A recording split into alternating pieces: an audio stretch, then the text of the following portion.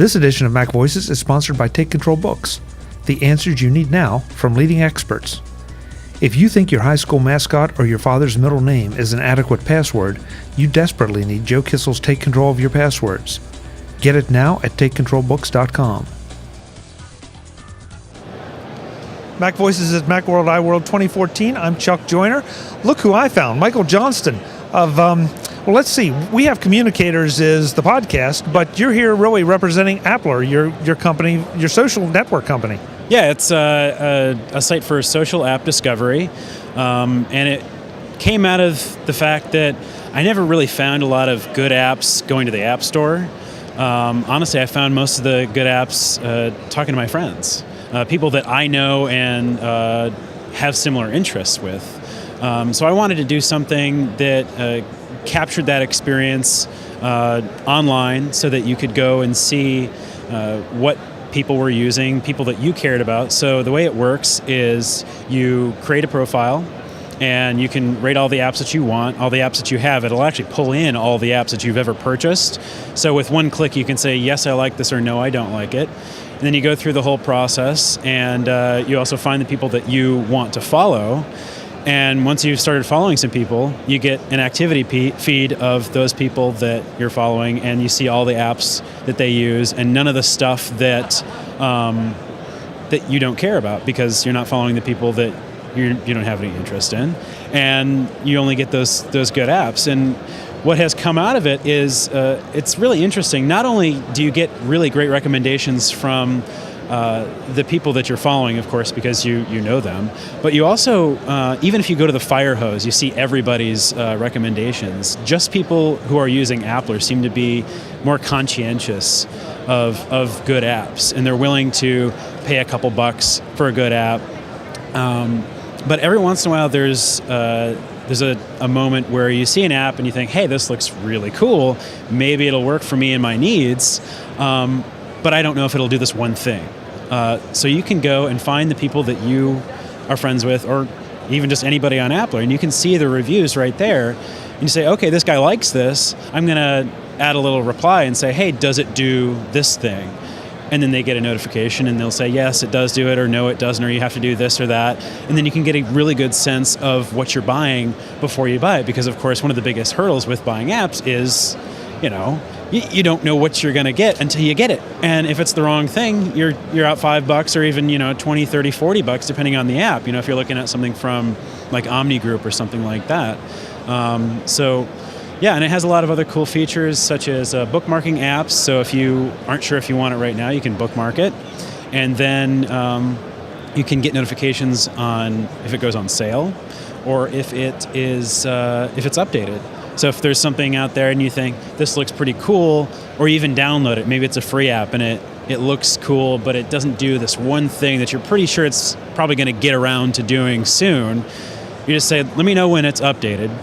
And you don't even have to keep it on your phone and waste the space and wait for it to update and that whole thing and hide it in a folder. You just wait until Applr tells you, hey, there's an update for that app, and then you can see the release notes and the whole thing right there. So it's what you would expect from a social network based around apps.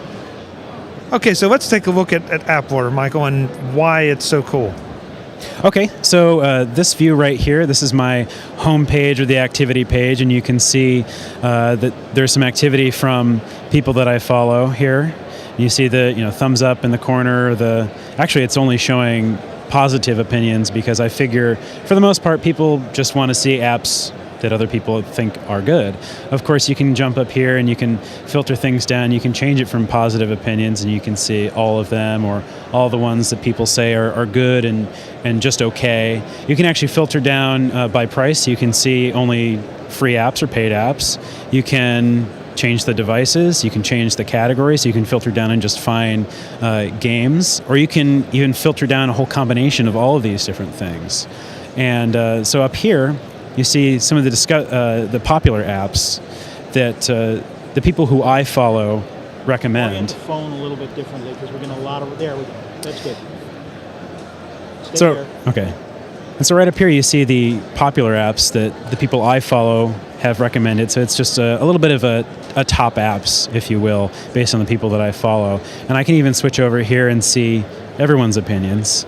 So not only do I see the opinions down here of the people on the site, but you can also go up here and see the popular apps here, and you can even jump over, see all of the popular apps for all of Applr. And one of the cool things is you're probably noticing that you don't see apps that you would normally see on the App Store.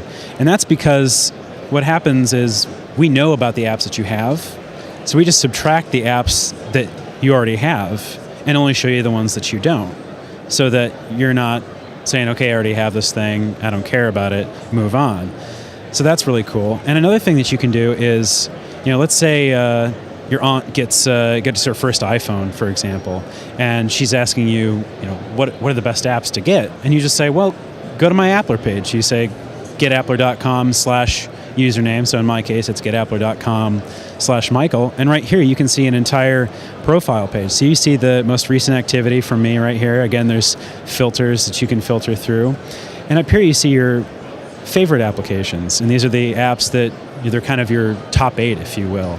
So it is limited to how many you can put in there, but you can go ahead and edit them whenever you want to. You can add, subtract, do whatever you want based on what your moods are. And of course, you can say iPhone and iPad apps, so you can separate those because, of course, people have different favorites depending on the device that you're using.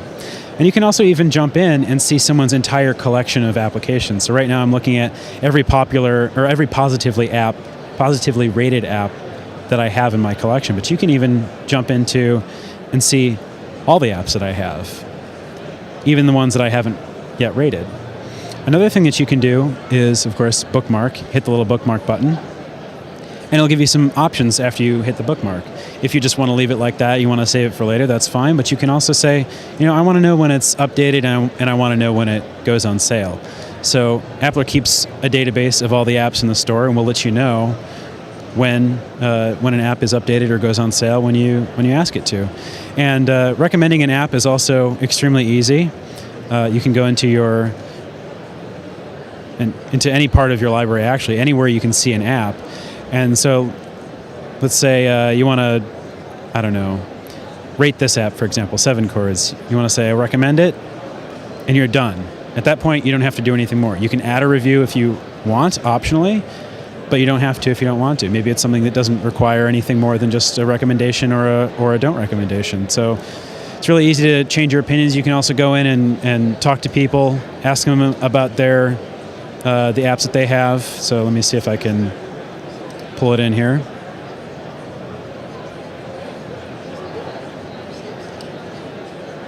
So you can go here and click on Tweetbot, and you can see, of course, all the standard details that you would see in the App Store. But you can also click the opinions, see all opinions from people or just people that you follow. And if you want to looks like this guy knows a lot about Tweetbot. He has a pretty lengthy review here. He likes it. I want to ask him a question. Just hit Add Comment. Tap right there. Leave your comment. He gets notified. He'll leave a reply. You'll get a notification of the reply.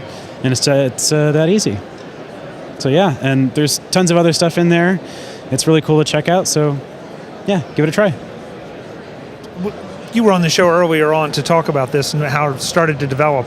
I think it's really intriguing to apply the social network thing to app discovery and use my friends and trusted sources as a place to evaluate apps, find new apps, decide what I'm going to spend my money on instead of just charging to the top 10 lists and all. Because sometimes the top 10 list stuff gets there for a reason and sometimes it doesn't. Yeah, sometimes it's really funny. And honestly, that was one of the huge motivations behind creating Applr was you go to the top 10 apps or the homepage of the App Store and it's just full of weird stuff. You don't know why. You think maybe there are a bunch of 12 and 14-year-olds with their mom's credit cards playing around on the App Store. And you're like, none of this stuff is relevant to me. And that's why I wanted to reach out to tap into your own social circles. So not only is it great for people like us who are more techie, but even for someone like, our mothers or whatever, if they sign up and they have apps that they like, and they follow the people that they have social connections with, and then they have their own special tailored feed of apps that are relevant to them, because the stuff that I like is very likely not relevant to my mom, and vice versa. It makes perfect sense. And like you say, you sit down over dinner and you start talking about what apps you found are useful. That's the way you're going to find more good stuff. This just formalizes a bit. I am curious though, and I want to be clear, when I start up with Applr, Yep. I'm evaluating the apps that I like or that I have. So these are not App Store reviews that I'm writing or anything. This is just specific to Applr. Correct, yes. And I don't know if you were alluding to another thing, but part of the onboarding process is that I didn't want it to be a big, painful experience to pull in all these apps and rate all the apps that you have. So I thought, I got to have a way to pull this in magically and let you just say boom, boom, boom with one click. And it literally is one click, recommend or don't, and then you can optionally leave your review. But the way it works is you actually do use your Apple ID and password. But it is optional, of course, because I know there are people who are concerned about that stuff. But the way I wanted to do it was in a way that you're not saving, we don't save people's Apple ID passwords on our servers or anywhere else. We just send off the authentication to Apple, and they say, yes, it's the right password, or no. Then we just get a cookie back, and then we save that, so that not only do you get the apps that you have at that moment, but you also get apps as you buy them. So it'll send you a notification a couple days after you get an app saying, hey, it looks like you bought this app. Do you want to leave your opinion? So it gives you a little reminder to come back and share your opinion. So to be sure I've got it, I can use my Apple ID to have the stuff automatically done, but I don't have to use my Apple ID? Exactly, yes. And I think it's probably the most seamless experience you can find if you don't want to put in your Apple ID for this, because what happens is you just say, I don't want to do it, opt out, and then you move on to the next step, and then it just shows you ranked by popularity in the App Store, all the apps that are available. And so you'll find a couple, like Facebook and Twitter and a couple apps like that right at the top, but it's also got a live search. You just start typing the words, tweetbot, and it just shows up right there. Press one button, and then you move on. So it's as seamless as you can possibly get, because again, you still have that, one button press rating, and then you can move on. And the other cool thing about when you do use your Apple ID and password, because it knows about the apps, as you're going through and looking at other people's recommendations and you stumble across an app that you do have, it'll show that little recommend bar right at the bottom of it if you haven't already provided your opinion. So that way you see, oh yeah, I remember that app, I like that, or I don't. And then you can just press that button and continue on, because it's fresh on your mind and you can rate it right there. So what does it cost me to get into using Applr and join this social network? It's completely free. It's at getappler.com, so GETAPPLR.com. And it's on Safari, on your iPhone, or on your Mac, or what have you. So it's iOS only right now. But like I said, it's a web app, so you don't have to download anything from the App Store. You can open it up right away and check it out and see if it's something that you're interested in. And of course, it's free to use. Michael, it's good to see you. Thanks for taking the time to talk to us. Yeah, thanks for having me. Back, and I'll listen to you more on We Have Communicators at wehavecommunicators.com, right? We Have Communicators. It's all things iOS and beyond, and yeah, we talk about that stuff. Yeah, you hang around with Adam Christensen and Jeff Gamet and some other people sometimes too. I'm really sorry about that. It's okay. I deal with it. Folks, Michael Johnston, I'm Chuck Joyner. This is Macworld iWorld 2014. Thanks for watching.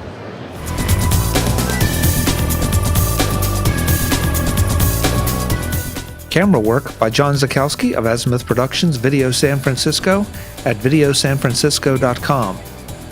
Visit MacVoices.com for links, show notes, to subscribe, to connect with Chuck on Twitter, app.net, Google+, and Facebook. Subscribe to our weekly newsletter, the MacVoices Dispatch, to stay up to date with all the latest MacVoices news from our front page or at macvoices.com/newsletter. Advertising and sponsorships handled by Backbeat Media at backbeatmedia.com.